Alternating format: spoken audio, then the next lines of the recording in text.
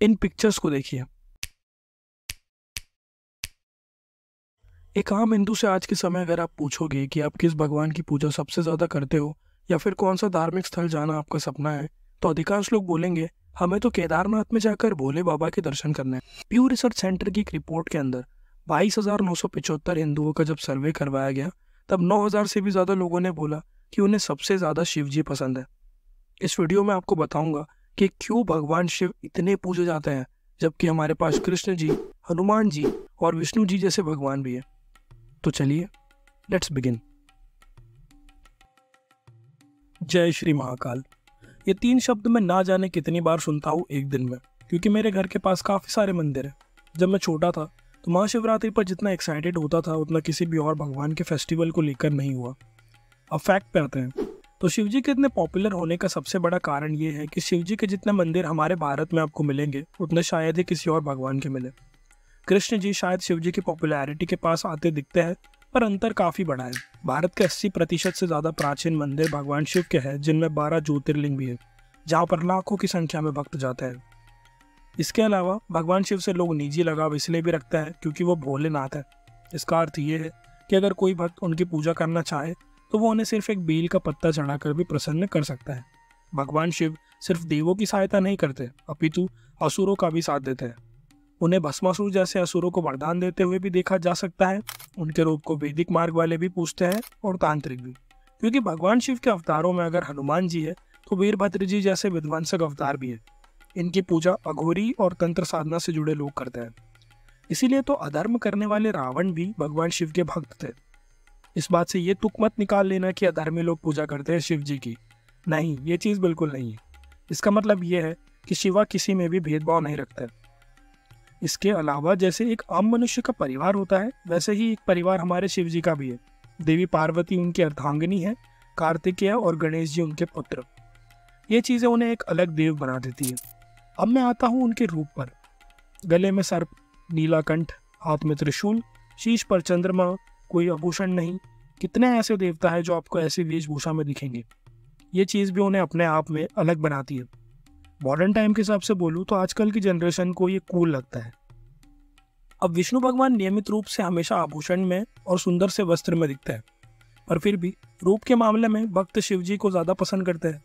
अब ये ओपिनियन सिर्फ मेरा है, आप इससे डिसएग्री कर सकते हैं। भगवान शिव से लोग दिल से इसलिए भी जुड़ जाते हैं क्योंकि वो किसी महल में नहीं रहते। उनका घर कैलाश है।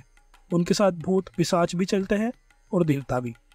कई सारे चित्रकार, नृत्यकार और साहित्यकार के काम को अगर आप देखोगे तो आपको ज़्यादातर शिव जी का प्रभाव उसमें काफ़ी दिखेगा, क्योंकि वो खुद एक बहुत अच्छे नृत्यकार और संगीतकार हैं। उनकी प्रतिमा को मॉडर्न टाइम में एस्थेटिक माना जाता है, जो शायद किसी दूसरे भगवान के साथ लोग नहीं जोड़ पाते। पर मैं आपको आज आगे जो बताने वाला हूँ वो सुन के शायद आप मुझे बहुत हेट करने वाले हैं, पर कोई बात नहीं। मुझे ये चीज़ काफ़ी समय से बोलनी थी और ये ज़रूरी भी है। और वैसे भी इंटरनेट पर हेट मिलना तो नॉर्मल है।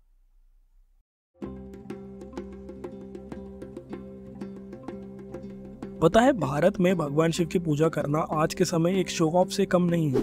उनके इतने पॉपुलर होने के पीछे सबसे बड़ा हाथ है कुछ ऐसे भक्तों का जिन्हें सिर्फ जय श्री महाकाल कहना तो आता है, पर उन्हें ये नहीं पता कि असली में महाकाल है क्या और वो हमारे सनातन धर्म में कितने पवित्र हैं। मैं देखता हूँ गांजा पीने वाले भी खुद को महाकाल से जोड़ते हैं, और फिर जब उनसे बोलो कि क्यों करते हो तो कहते हैं महाकाल भी पीते हैं। अरे मूर्ख इंसान, शिवजी गांजा नहीं पीते। उन्हें तुम्हारी तरह किसी केमिकल की जरूरत नहीं नशा करने के लिए, वो खुद में एक नशा है। ऐसे तो भगवान शिव के गले में सर्प भी है, क्या आप उसे भी पहनोगे? वो कैलाश में रहते हैं, क्या आप वहाँ रहोगे? मेरे हिसाब से तो नहीं। देखो, कैनबिस नाम का एक पौधा होता है जिससे भांग, चरस, वीड ये सब निकलता है। तो शिव पुराण में ये लिखा है कि भांग को शिव जी को चढ़ाया जाता है इस कॉन्टेक्स्ट में कि मैं उनसे कह रहा हूँ कि हे महादेव, मैं आपको भांग के रूप में मेरी सारी इच्छाएं, मोह, माया और बुरे कर्म समर्पित करता हूँ। जैसे आपने हलाहल विष पिया, वैसे ही मुझे इस विष से बचा लो। पर इसे लोग ने गलत तरीके से लिया और खुद इसका सेवन करने लगे। सीधा एक शब्द है ऐसे लोगों के लिए, पाखंडी। चलिए, इसके अलावा एक और जो बड़ा कारण है शिव जी का इतने पूजे जाने का, वो है हमारी युवा पीढ़ी। आपने कई बार देखा होगा गाड़ी के पीछे ऐसे महाकाल के स्टिकर्स, ऐसी टी शर्ट्स और ना जाने क्या क्या दिखावा करा जाता है। मतलब मुझे तो हंसी आती है। जो भगवान सिर्फ एक बेल के पत्ते से खुश हो जाते हैं, उनके नाम पर आप शो ऑफ करते हो। क्यों? क्योंकि ना विष्णु भगवान तो तांडव नहीं करते, ब्रह्मदेव वीरभद्र बन के दक्ष का गला नहीं काटते। ये मैंने इसलिए बोला क्योंकि अधिकांश लोग इन सब चीज़ों को ना कूल समझते हैं। ये कूल नहीं होता, ये धर्म को स्थापित करने के लिए करा गया था।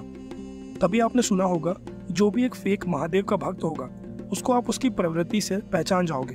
वो अपने फ़ोन पर स्टेटस लगा के महाकाल का दिखावा ज़रूर करेगा, पर अगर सामने से आकर मैंने उसको पूछा कि महामृत्युंजय मंत्र सुनाओ या शिव पुराण से कोई कहानी सुनाओ, तो भाई साहब मुंह बंद। मैं बहुत खुश हूँ कि फाइनली अच्छे और सच्चे भक्त भी मुझे मिलते हैं जिनसे मैं बहुत कुछ सीखता हूँ। पर क्या करें, हमारे भारत में अभी भी हमारे भगवानों का ज्ञान कम लोगों को है। हाँ, भक्ति बहुत है, बहुत अच्छी भक्ति है, पर आपकी इस भक्ति का क्या काम जहाँ अगर कोई आपके धर्म के बारे में कुछ पूछ ले तो आप बोल ही ना पाओ। खैर, वीडियो ज़्यादा लंबी नहीं करूँगा, ये वीडियो का अंत होने वाला है। अगर आपको मेरी कही कोई भी बात बुरी लगी तो मुझे क्षमा करें, पर सच्चाई बोल के जा रहा हूँ। अब इसे आप हेट बना के मेरी तरफ फेंको या प्यार, ये जो आपके ऊपर है। हर हर महादेव।